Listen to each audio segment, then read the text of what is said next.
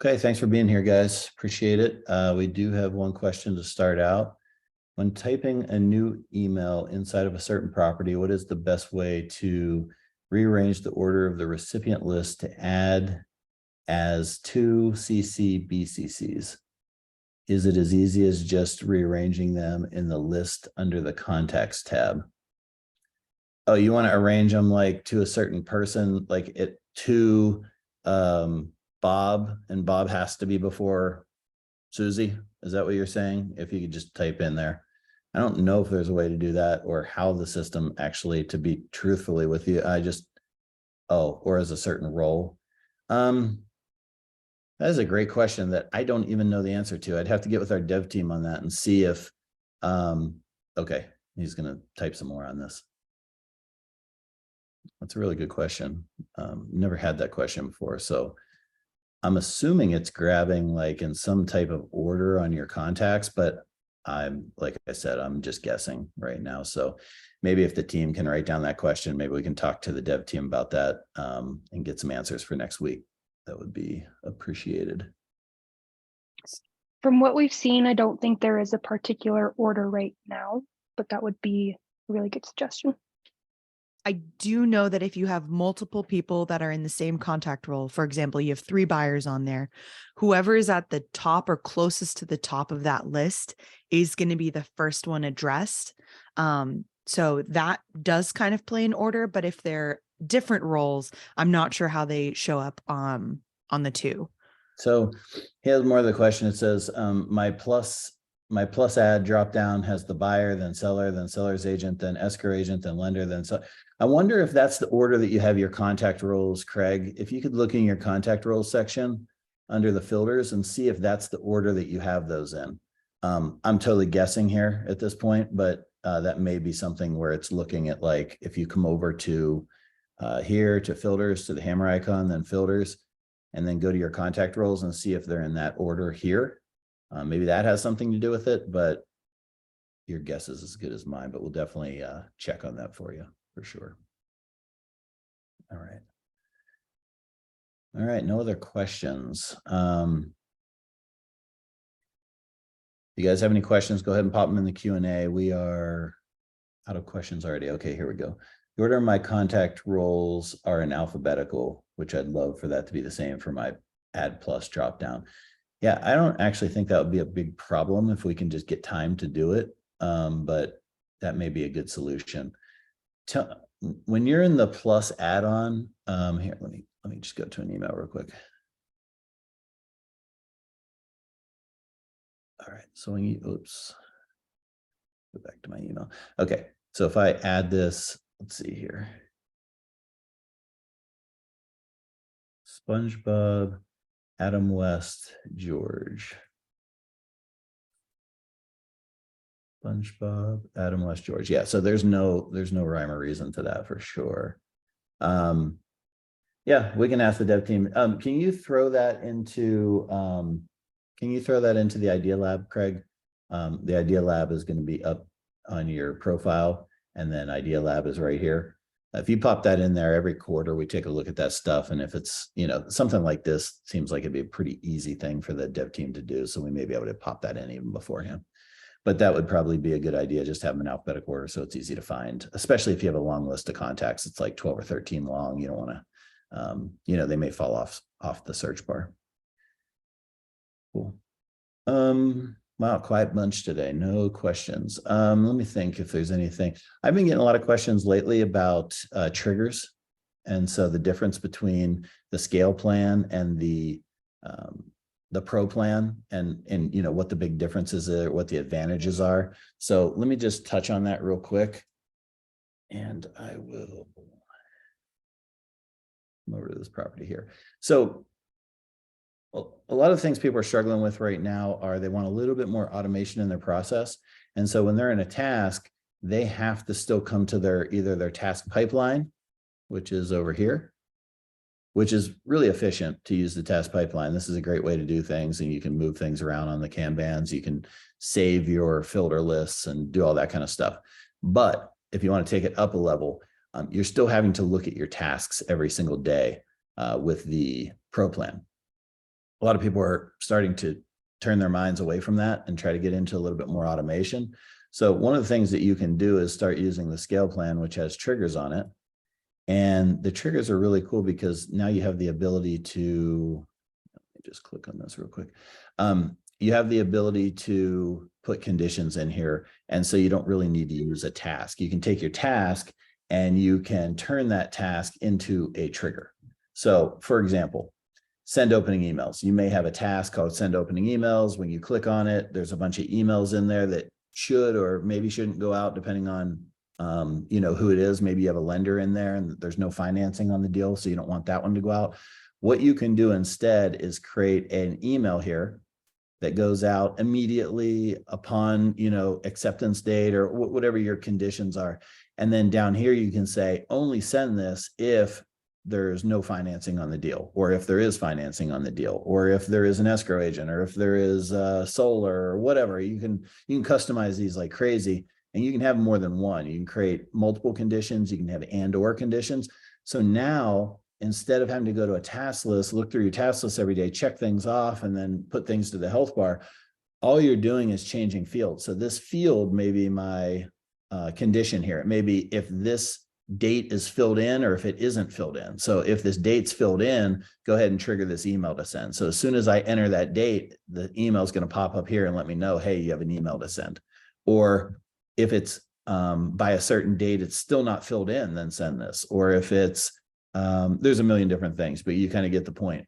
Or another one that comes up quite a bit is documents. If I download this document, so if I download the residential purchase contract or the, the repair request, you can have things trigger off that as well. So you could say, as soon as I download this document, I want you to send this email, automatically attach that document, and then send it to these people. And so there's a lot of automation that you can do through this trigger menu that you just can't do through tasks. So that's the basics.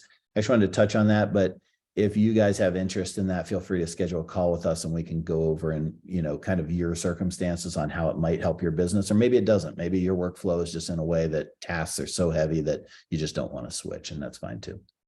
I'm having trouble getting this organized. There's so many things in here, tasks and fields that we don't use. And I can't figure out how to get rid of them all. So I would say the one thing is you're going to have to, and maybe, it's advantageous to schedule a meeting with one of our onboarding people to kind of go over this because they have some really good insights on how all this works. But if you go in your field editor, one of the things, if you're on version 2 that you have is this little I button here. And before you get rid of a field, and I suggest never deleting a field, just so you know, I always would probably create a field group called archive, like here. And then anything you want to delete, just move it over to the archive section, because you just never know. You don't want to screw up your system. If you delete a field, it could affect many things. And that's why we put this little I button in here. So if I come over and I'm going to delete contract acceptance date, I can't, but let's just pretend I can. I can click on this I button and I can see everywhere where this field is throughout so I know if I delete this, it's going to screw up these 3 smart blocks. It's probably going to screw up all these task templates. It's going to screw up these date templates. It's going to screw up this field. So anyway, you get the point. This I button is going to tell you all the different places that now you're going to have to go and look. If you really want to delete this, the suggestion would be just change the name. If it's something similar that you're just changing, don't delete. If it's like, I want to delete this and I want to add a new field and there's a really good reason for it, then you're going to have to go through and make sure that new field is associated with all the places that old field was associated before you delete out this field, or else the next transaction, you're going to have a lot of things that are being messed up. Okay. So as far as tasks go, if you're not using a task consistently, I mean, that's just, I'm trying to think of a really good way to do that. I mean, you may just want to have your TCs do an audit. And if they feel like there's certain tasks that they're not using, put some real attention into, maybe make a list that they can kind of pay attention to through these transactions. And if they're really not using it and there's no purpose to it and there's no advantage to the customer experience, then you can start deleting some of those out. But just be careful before you delete, especially fields. Tasks, a little bit less impact, but still, it could have a big impact on your system or the way you do things. One thing I would add with tasks as well, if you do end up shifting over, let's say groups, field sections that you don't need, septic inspection, well, if you need to shift those over, you can hide those sections as well. So Andrew, if you want to click on the edit button for any one of these groups, as long as we click on that little ed button, we can visibility, show this section or hide it. If you hide it, it's not going to show up on the front end. That means that that field is not going to be able to be in use, or that field group is not going to be able to be in use. So that might help as well. Pop it into your archive field group section, make sure you have it hidden so that way it doesn't show up. Then you don't have to worry about it showing up on the front end at all. Okay, so let's see what the next question is here. So Calvin, feel free to put a follow-up in there. I know that's kind of a complex question to get into when I can't see your system, but if you have some follow-ups that you think we can help with, feel free to put those in. Is the trigger will be queued available on higher plans? Yes, all triggers are queued. So just so you know, we haven't released the automated on that piece yet. We will be releasing that in the future. But let me just go over to that transaction again, actually. And let me go to, I'm gonna let task load here for a second. So if I go over to triggers, so I have auto send on this one because I turned it on my account. This isn't released yet for everyone. We're still testing this and making sure that we're not gonna break anything when we do this. But basically all your triggers are going to sit in process until they're ready. So you can see that as soon as a home inspector exists on this property, that's going to eliminate the red. So this is going to be true and this is going to be true. And now this is going to pop over to ready to go. And it's also going to pop over to scheduled. So it's going to pop over to scheduled until the day and the time get met, and then it will actually go to ready to go. So in process goes to scheduled. Once the date hits, then it goes to ready to go to send. But to answer your question, you will not have this option yet. You will just have these going to the health bar so you can check them before they go out. I don't recommend automatic sends unless they're like text to the agent that the sign went up in the yard, text to the agents that a certain document went out, things like that. Those are really helpful to automatically send because it's just your team or your agent that you work with. And if you make a error, no big deal, right? They understand. But if you sent this to a client or you had an email with a bunch of smart blocks and merge fields and some of those things weren't entered yet, and you don't have checks and balances in your system yet to make sure that they are in there, it could make you look really stupid. So you just want to be really careful and make sure that you're testing everything that you put in here. If you add a new trigger, test it a couple of times, test it in a different way, so that you're 100% confident that when this trigger goes out, it's going to function the way that you intended. I've been up many times at 2, 3 in the morning doing these, and I will put the opposite of what I intended in the condition. There's just no way around it. If you're doing this and you're even a little bit distracted or tired, sometimes you accidentally put the wrong thing, and that's why it's imperative to test these before you start using them in live transactions. Okay. I wanted to understand the DocuSign a bit further. If we want to upgrade, if we want to send a doc out for signature through OTC and set it to come back, does it come back to OTC to the DocuSign room for that property as well? Or do I have to go into OTC and download it and upload it to the DocuSign room manually? Yeah, so you're using rooms, obviously. I don't know. You have to test it. We could give you a quick trial on it so that you could test DocuSign rooms. I think that's a separate API that we would have to develop to get it to work with rooms the way that you probably want it to. But if you do have a DocuSign, the way that this is going to work is, let me go down here to one. I'll just select this one and this one. So you come to options, you hit DocuSign. You're going to hit your profile. So you can have as many profiles in here as you want. If you want 50 profiles for all your different 50 agents, that's totally cool. It's going to put an envelope name in here. If you wanted to change this and say like repair request, something like that, you can always type in, but it's always going to put that address in there as a default. And then here are your documents. Those are the 2 that I grabbed. And then you can rearrange these if you want. And then you can pick your people that they're going to go to. And then you're going to come down here and say, yes, you want it to CC and come back into the property. So all this is doing is putting it as a CC on that DocuSign envelope. So whatever you do with your envelope, it's going to function exactly the same as it currently works in your system. all this is doing is adding one extra CC to send it back to open to close. Once I build my envelope here, it's going to open a new tab with DocuSign in it, and then it's going to function just the same as your normal DocuSign. So in my case, I have a lot of templates in DocuSign, so I'll go ahead and build the envelope.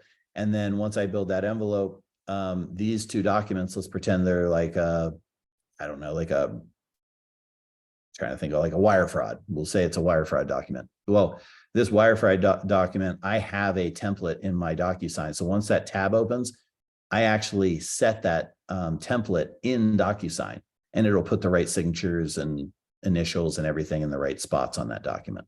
So we go as far as pushing the documents, pushing the signers. You can rearrange the signers if you want to, but you're still going to have to set, like if Morty and Bob are husbands or something and they want to sign at the same time, you're going to have to put 1 to Shane, 2 to Morty, 2 to Bob. And everyone that's familiar with DocuSign gets what I'm saying. But like, if you have that as your second part of that workflow, Shane signs first, and then it goes to Morty and Bob at the same time. If you're cool with it being 1, 2, and 3, Shane signs first, Morty signs second, Bob signs third, you don't have to do anything over in DocuSign. But we don't have that ability with the API to go ahead and put those numbers on here too. So you do have to do that once the envelope builds and it pops up in that extra tab. So hopefully that answered your question, Tammy. Feel free to go ahead and pop in another question. I'm not positive that Rooms, I've never used Rooms, so I'm not sure, but if you give me a video, or it should function exactly like yours functions now, if you can use that profile here. So hopefully that API works. All right. Wow, the room filled up. Well, we started with a couple of people and now we got a whole room full of people. So if you guys have extra questions, we're out of questions right now, but I will think of something here in a second to talk about. But if you have questions, go ahead and pop them in. So I'm talking about something that you actually care about. Let's talk about this real quick. Let's just talk about resources because this is something that people always ask us, and we're directing them to different places all the time. Let me say pricing. Okay. So on this tab here, you have features. Don't worry about that one too much. Here's the demo. If you want to go back and rewatch like an overview of the program, that's there. If you need a virtual assistant, that's there. Under the Learn tab, this is where we get interesting here. So the help guide is right here. So you can search for whatever articles you want. You also have the ability to look at the webinars, and we have a bunch of group classes going on. So the onboarding team has done a great job of putting these classes together. I believe they have 8 classes, I think, and there's morning and afternoon options for them. But you can come in here and register, and if you want to just go a deep dive on fields, or a deep dive on emails, text, and messaging, or a deep dive on contacts, you can get those specific 60-minute sessions with these, and they're going to go through in depth and answer questions. And so it's a really cool thing to have available. We just added these, not too long ago, and I think they're going to do really well for us. Pricing is here and login is here. But the other thing I want to show you is actually in the program. So if you come up here to this profile button, you have your plan and billing, which you can switch yourself. We get a lot of requests like, hey, can you switch me from pro to scale? You can just do it right here in the plan and billing. All you have to do is open this up, switch a little toggle down, and you can switch yourself. Support Center again is here. If you click on this, it's going to open up the Support Center. We also have the ability to submit to the Idea Lab, which I was asking Calvin or somebody to do a minute ago. I can't remember who, Craig, submit their idea to the Idea Lab. You can submit it here for our review. Keyboard shortcuts to get around the program better. The affiliate program, we have a change log of all the changes that have been made recently in the program. So there's a lot of resources in here, not to mention our support, which everyone should know about this button here to talk to our support staff. But you have a lot of resources in here. So definitely use them, lean on us while you're building this. Yeah. Are you able to delete county or listing details from the field editor? Let's try it out here. So county, click on county, and let's see. I don't know if I can delete Since county. it's an address field, I don't believe we can. Yeah, I didn't think you could, but I just wanted to check because it's been a while and he changed some things in here. Yeah, I don't think you can delete county. So what you do is just put it into an archive section somewhere, or you can hide it. Like this tax ID is hidden right now. You can just come over here and say, hide this field. as long as you're not using it. So you may want, if you're on version 2, you may want to check and see where that field is located. So if you have it so in my case, I would have to, know that it's going to disappear from here. And my intake forms, I would have to go and, uncheck that from my intake forms so that people aren't trying to fill out a field that's hidden. Listing details. I think that is the field group. And yeah, you can delete field groups. Trying to think of, I believe you have to delete or move all of the fields out of the field group before you can actually delete it. Jana, do you know if that's accurate? I'm pretty sure you have to move everything first. Correct. Yeah. Okay.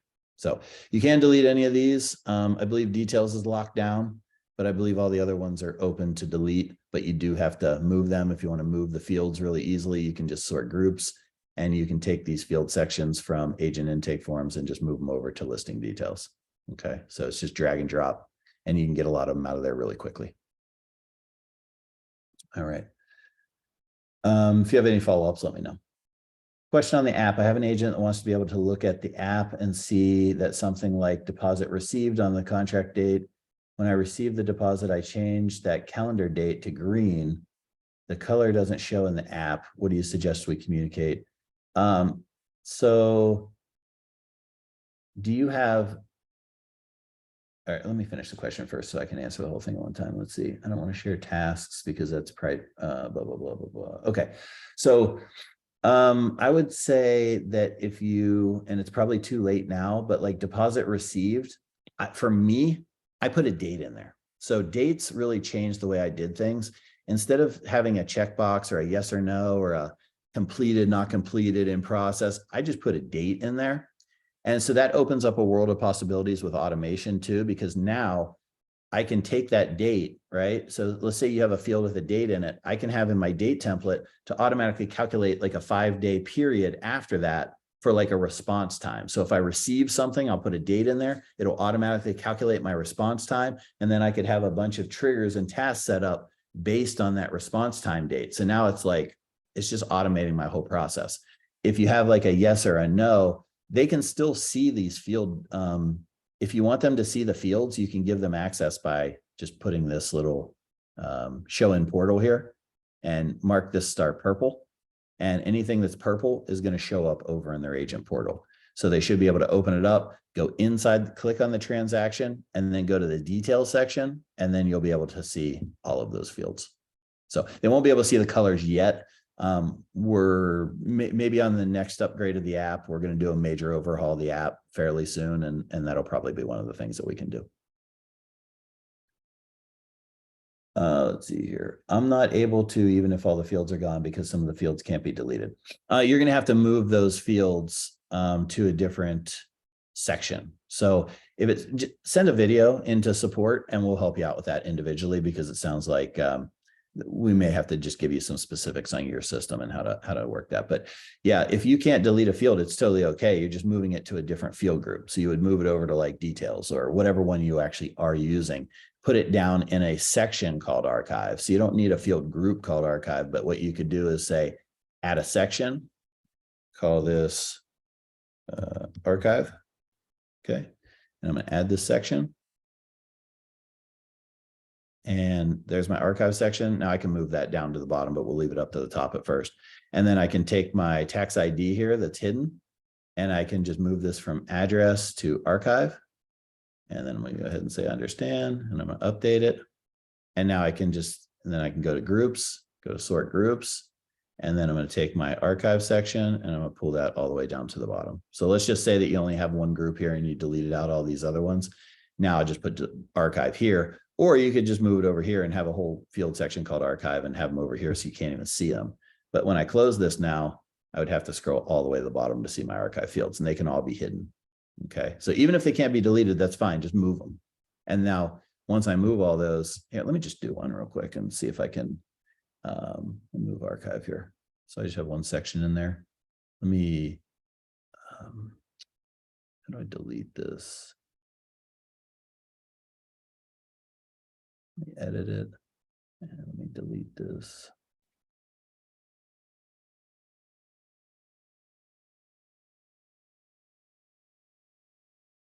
Okay, so it's gone. So you can see that it left now because I moved that last group out of there. Okay. So if that doesn't work on yours, just shoot a quick video, send it into support, and we'll tackle your individual situation. And let me actually add, I'll do it later. Okay, we are out of questions. Anyone else have a question? Anything really, just kind of tell us where you're at in the program. Tell us what you're struggling with, what you want to achieve with it. We can help you with whatever. Not able to, even if all the fields are gone because okay, we talked about that. Can you see the full intake form after it's completed? Not really, not in the way that I think you're talking about, but let me show you a little. Let me go to this one. So the question is, can you see the whole intake form afterwards?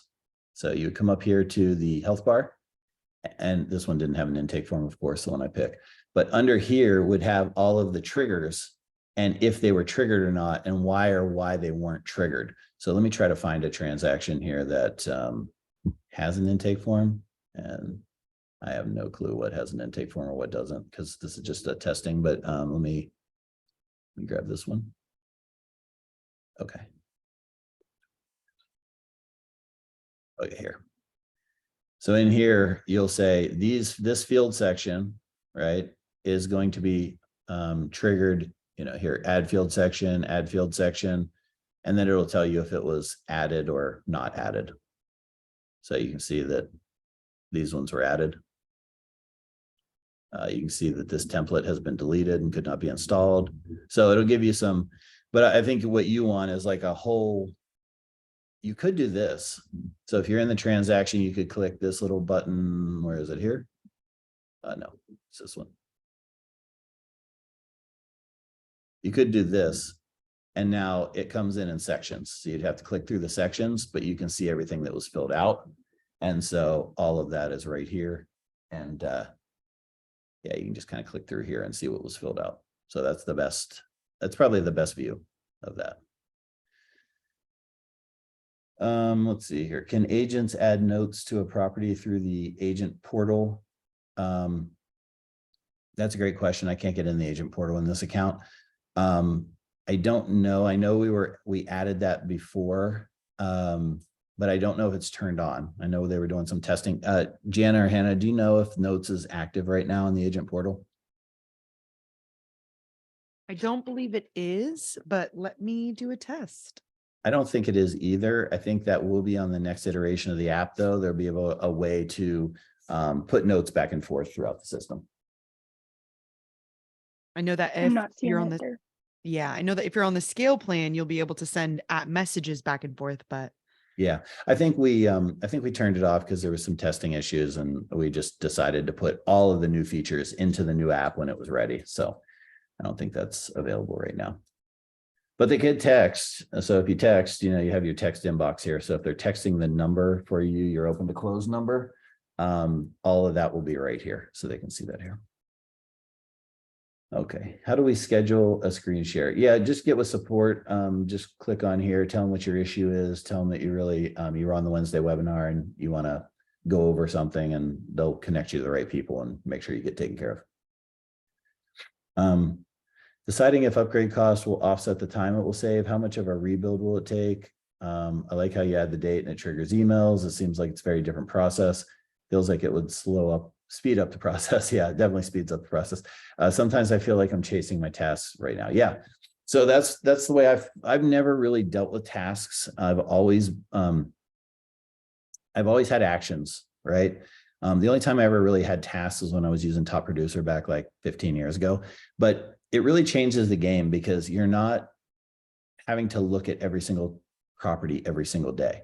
You're waiting for the system to tell you when to do things instead of you telling it when to do things, which is a huge help, especially when you're a smaller team and you don't have those 15 people dedicated to this stuff. But even then, it's a huge help. So what you want to do is have really, yes, it's a different way of thinking. Is it a humongous build? It could be if you tried to do it all at one time, but we don't really suggest that. What we suggest is taking one task at a time and testing. So like, just do one a day, right? Or two a day, or whatever is manageable for you. So if you're in your tasks right now and you see this one, send opening emails and there's 6 triggers in here, all you're going to do is take these triggers and turn them into individual triggers instead of a task trigger. So that's the way you would do it. You would want to focus on the ones that you already have triggers for, move those over, and then you can go through some of the other tasks that you don't have triggers for. So confirm earnest money has been deposited. Well, can we make this into an email? Can we make this and say the condition is if earnest money isn't filled out in my fields, send this email to the escrow company, to whoever's holding your earnest deposit, and ask them, so there's probably a way to turn 99% of your tasks into triggers. And that's what I've done.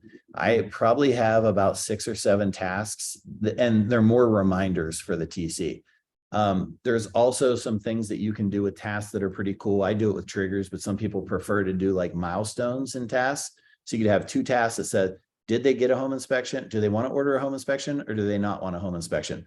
Well, if they want one, you delete out the other one and trigger the one that is true, or vice versa. And so there's some cool things you can do with milestones and tasks that, I think work maybe a little bit better than triggers, but for me, I just want to keep everything in triggers and then just have my reminders for the TCs and tasks. Okay. What is the condition action map in the intake form templated? Okay. So let me read that again. What is the condition action map in the intake form templated form conditions? Oh, okay. When I click on it, it doesn't do anything. Yeah, so let me jump over there. This is a really important feature, and actually it'll save you a ton of time once you kind of master this. So basically what it is a way, I'm in the wrong template. There we go. So it's a way to build the form as they're filling it out. So think of it as a form builder, form condition, form builder. If the client contact type, so let's say you had an option in the intake form. What's the client contact type? And you have seller and buyer. Those are your 2 choices. Well, if it's a seller, and I don't recommend doing this, this is the example that's in here. I'm going to give you some better examples here in a second. If you choose seller, then it's going to add all these fields, and it's going to make them required for the agent to fill out, or the TC, whoever's filling out this intake form. It will add this contact role. It will add a purchase contract for them to fill out, or to upload into. It will add these 2 internal instructions for the TC. So basically, let me give you a better example. If there's a referral on the property and you say yes, well, then you need to know what's the referral percentage, who's the referring agent. You may need a referral agreement. You want the referring agent here in the contact roles that they need to fill out the contact information so you know how to communicate with them. And then maybe there's some instructions also for the TC that you just don't want them to forget. So as you're filling this out, if there's septic, you may need additional information. If there's a well, you may need additional information. If there's solar, you definitely need additional information. If there's financing, what kind of financing? Like all these questions that are follow-up questions, so that to make sure we don't want this intake form to be 15 pages long of information that could or could not be. So what we're doing is building the smallest intake form we can do to get the information we need. But then as you check off stuff that's yes, I have solar. Okay. Who's the solar company? What's the number I have to call for the transfer? All those things, like, is it a lease, or is it owned? Is it this? Is it that? It's all that information that you're going to need to do your job successfully. But you don't necessarily want to ask them all that. If they say no to solar, you don't want to have a whole page of questions for them. So that's what this is for. Think of form conditions as a form builder. But what does or should actually happen when you click condition action map? Oh, this one. Oh, I see what you're saying. Yep. So this is just a mapping of what's going to happen if the field contact client type. It's kind of like just a little mapping thing, so you can see actually what it's going to do. So if I select the field is equal to seller, it's going to add this field. It's going to make it required. It's going to add this field, make it required. Add this field, make it required. Add this contact role, add this file role, and then it's going to put these in. So it's just a different way to look at it. I can't remember why we put this in here. There were some like issues popping up. Go ahead. Flag for errors too. So let's say you built 2 conditions that are pulling in the same field. It will flag you for that in this section, because there has been times where there's conflicting logic, where one field says yes, pull it in, but one field says not to. And so this is I think there's like 3 different possible errors that this would flag you for. And it would just have some red verbiage right below the field or asset title, and it will actually tell you why it's flagging you for that. Yeah. So Andrew, if you want to go back to the fields and you want to say that listing price needs to show up on the intake form, you'll see one of those messages. If we have that field asking on the intake form and we have a condition saying bring on that field, that's where one of the errors will show up. All right, so listing price, and then if I go back to fields and find listing right here, let me just do a Control F. Command F. You're on a Oh. Mac. You're on a Mac. I forgot. I keep No forgetting. worries. It's a new Mac. All right, so what am I trying to find? Listing price. Okay, listing price. So Yes, now if we if I select say- it, and we can make it required here too if you want to. And then we go back to that condition mapping, you're going to see an error show up and say, hey, we're asking it in both areas. Is that correct? Yeah, great example. So that was awesome, Hannah. Thanks for pointing that out. No worries. This field is currently being used in the form fields and is not recommended to use in conditions because you already have it as a field that's coming into that intake form. So why would you need it to populate again if there's a seller? So you just have to, it's just a way for you to kind of be clear on, hey, this looks good. Hey, this one looks good. Or, hey, oh, shoot, I need to go back and take that listing out of there. So you probably, do you have, Gina, do you have any form conditions in here listed? Yes. Okay. So if you want to send a message into support, we'll take a look at that and see why yours doesn't come up. We'll have to look at your plan and stuff. I don't know if maybe we just didn't set it right. This is a fairly new thing that we put in. I remember it breaking our brains trying to figure out like how to make sure that people aren't adding in fields that are already added and things like that. We went through a whole, like, it was weeks of trying to figure this out, but this is a newer feature. So he may have not added it to all the plans correctly, or maybe there was a mistake made. So we can check that out and make sure it gets shown up on yours. All right. Okay, mine doesn't do anything.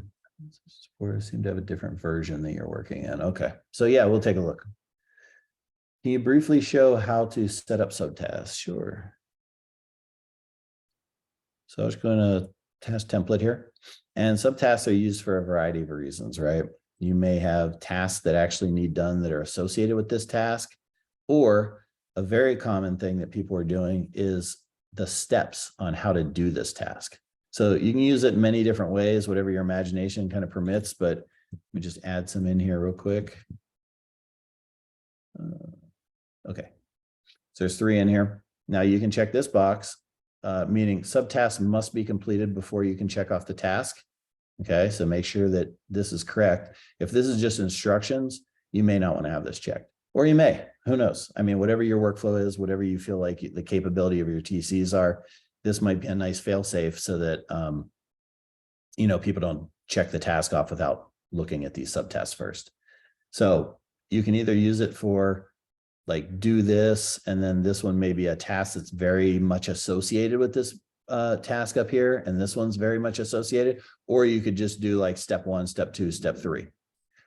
The one thing I would point out is if you are using this for tasks that are very similar than the first task, and it's like, hey, go to the assessor's page or something like that. If you need triggers on these subtasks, do not use the subtasks. Subtasks cannot have triggers on them. So you want to use a parent-child relationship for those tasks instead. And a parent-child relationship is just going to have 2 tasks that live independently of each other. You just have to do one before the other. So if you want triggers, you have to use said that wrong. If you want to use triggers on both of your tasks, you have to use parent-child. If you don't care about the subtasks having triggers on them, then go ahead and put them as subtasks, because it is really clean and it looks nice. And I think they're really cool for some things. And it will tell you, hey, you have 3 subtasks on this task. You can also use these conditions if you're on the scale plan. These are really cool. We don't talk about these that much, but you can put conditions in here like this contact must exist for you to be able to check off this task, or this document must be in my document section for you to check off this task. This is great for like newer TCs on the team that may accidentally check something off when they weren't supposed to, but this is only available on the scale plan because it's conditional based. So, and when you check it off, it'll say, hey, sorry, you have 2 conditions that you need to meet before you can check this task off. All right, we are out of questions again. Let me try to think if there's anything else that I want to cover.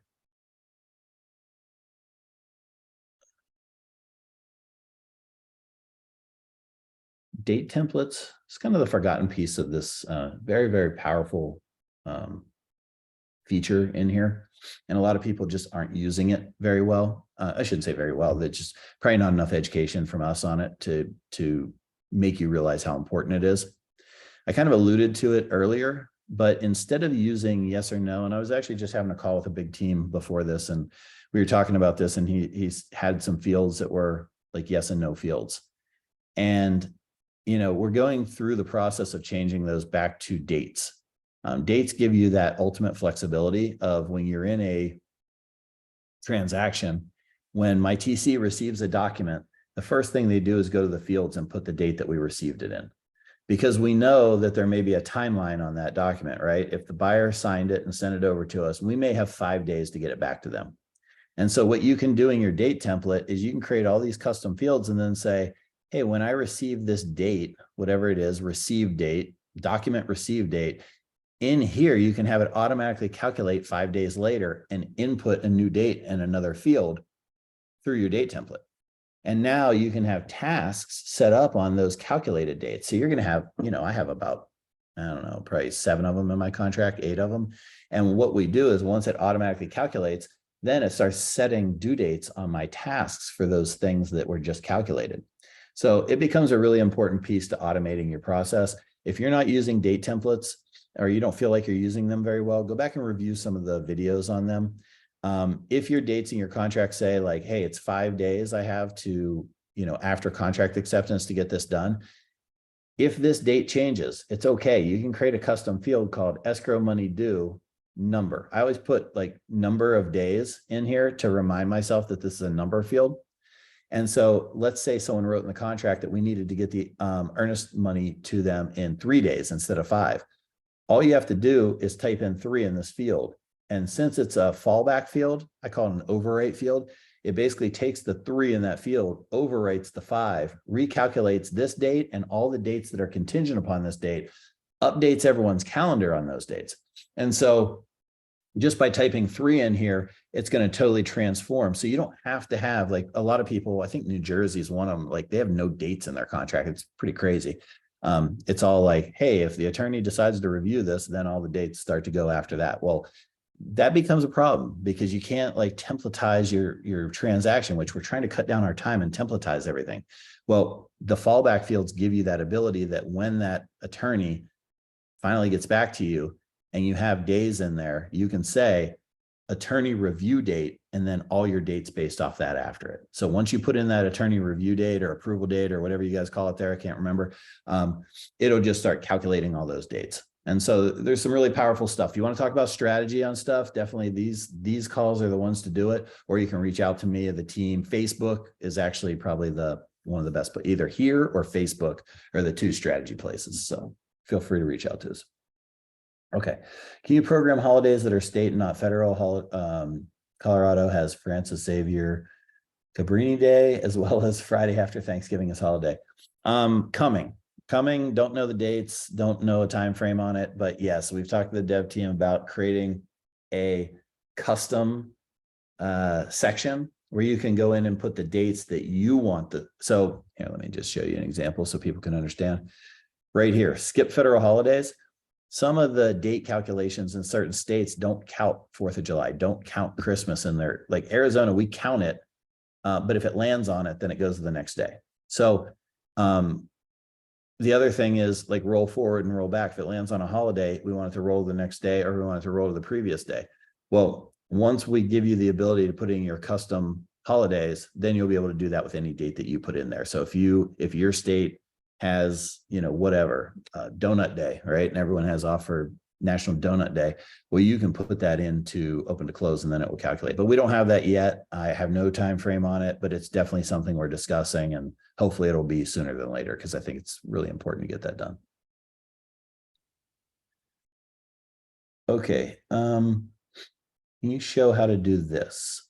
If we're processing a specific real estate team, it adds a specific task list based on that team. You can create a field to select the specific team and then create triggers on the intake form to bring in a specific task for that team. Sure. Yeah, easy peasy. Let's go over here to templates. And then, well, actually the very first thing you're going to do is you're going to go to your field editor and you're going to create, I like to create 3 fields, and some people have more, some people have less, but 3 is good for me.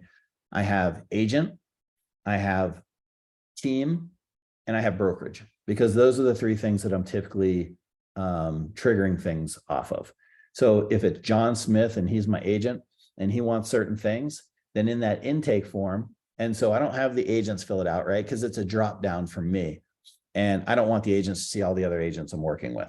So what we do is we have it on the approval part of the intake form. So the agent fills out the form, then the TC will fill out which agent this is, which team they're on, and which brokerage they're at. Once they do that, then the second set of triggers on the second approval stage, right? Not the agent intake part, but the TC approval stage, that will trigger what you need. So it will say, so let me go over to intake form templates, and we'll go to triggers and we'll add a trigger. And this trigger would be when it's submitted internally, okay? Not this first part of the form, but internally. And the only reason I do that is because I don't want to expose all the people I'm working with. So I say internally, and then I'm going to say add or remove a template. Let's use that one since that was the example, I believe. And then let's just pretend this is the Andrew task template. Anytime Andrew's on the file, the Andrew task template comes in. So I'm going to add that and make sure it says add here. I'm going to close this. I'm going to turn this on. And then under here, I'm going to say property field. And I'm going to say the property field called, and I don't think I have one in here called agent. Let's just use this one. And then I would say is equal to, and then I would say Andrew. Let's just pretend this says Andrew. Add. If the field agent is equal to Andrew, add this template, add this task template called XYZ. So that's all you do. And you can do that for field sections. You can do that for whatever you want throughout the system. All right. I have certain agents that always want the calendar dates for their, I have agents that always want the calendar dates for their calendar. Is there a way in the contact section I can set that up to automatically do? Right now I have to set up my transaction and then select each contract. Yeah, we don't have that option right now, but that's a great suggestion for the Idea Lab to be able to say like this contact. So in our contacts, we do have a lot of those already. So I don't think it would be a huge build or anything. We have a lot of these things like, hey, if this agent comes in, automatically add this person too. Or client portal. If this person comes in, yes, automatically send an invite and put this role on them. Okay. Let me see if there's any other automations. No other automations, but if you have Follow-Up Boss, then Follow-Up Boss will be here, and there's some automations with Follow-Up Boss too. So that's a great suggestion. Maybe you have in here, you say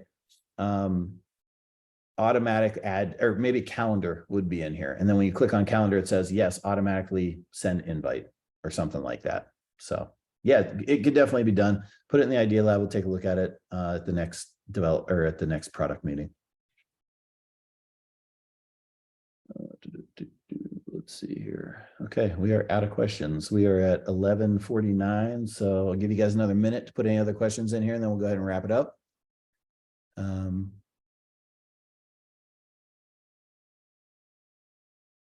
Team, you guys got anything? Any announcements? Anything you want to point out before we go?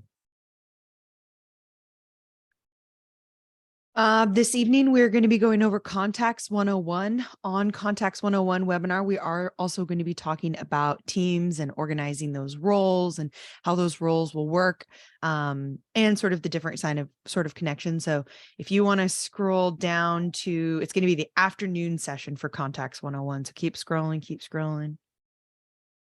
Afternoon fields. There we go. That's the one. So if you want to click on that and you want to register, feel free to do so here. Next week, we're going to be going over settings and integrations and documents. I believe, let me just make sure. Yes. We're going to be going over settings and integrations in the morning and then documents in the afternoon. If anyone has any questions in regards to those, absolutely feel free to join. We had an awesome call this morning about tasks and test triggers. We might actually post that recording depending on how things go. But Cool. That's all I have on my end. All right, cool. Well, appreciate everyone being here. We'll go ahead and wrap up 10 minutes early. I'm sure you can use the time to get back on files, but hopefully this was helpful, and hopefully you'll join us next week as well.